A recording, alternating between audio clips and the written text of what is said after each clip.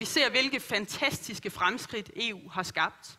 At vi anerkender, at det Europa, som vi har i dag, fred, stabilitet og frihed, det havde vi ikke haft uden EU.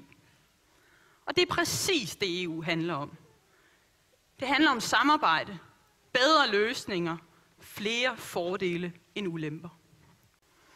EU har gennem tiden skabt vækst og velfærdsfremgang. Ikke bare i Danmark, hvor op mod 500.000 arbejdspladser er afhængige af det indre marked, men i hele EU. Og nu skal vi så videre. I Danmark der er vi flittige til at købe varer på internettet, tøj, computer, rejser, fødevarer, for markedet er blevet digitalt. Og derfor har Venstre i Europaparlamentet også stillet sig i spidsen for udviklingen af det digitale marked. Det fælles EU-patent er også et godt eksempel på, hvordan vi i fællesskab skaber bedre løsninger, hvor vi gør det billigere og mindre bureaukratisk at drive virksomhed i EU. Det giver os flere fordele end ulemper.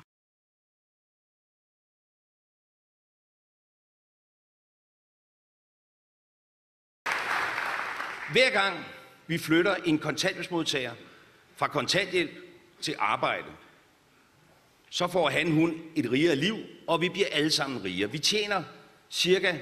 175.000. Kan vi flytte 5.000, så har vi 1 milliard. 10.000, så har vi 2 milliarder. Og det er derfor, vi skal have en jobreform. Et nyt, moderne kontanthjælpsloft og målrettede skattelettelser til folk med små arbejdsindkomster, så det kan betale sig at arbejde. For jeg ved, og I ved, og danskerne ved, at det er urimeligt, hvis ikke det kan betale sig at arbejde.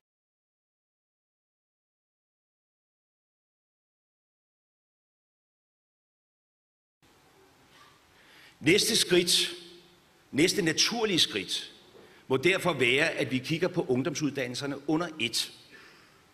Vi skal fjerne omveje og blindgyder. Vi skal skabe flere genveje for de unge. Og det kan man jo ikke gøre ved at kigge på hver enkelt uddannelse en for en. Det kræver jo, at man ser samlet på det. Så der er brug for en samlet ungdomsuddannelsesreform, som en gang for alle nytænker, løfter ungdomsuddannelserne. Så vi sikrer, at flest mulige unge får en god uddannelse, som de kan bygge videre på i resten af deres liv. Så vi sikrer, at alle unge rammer præcis den ungdomsuddannelse, de har brug for. Vi er klar.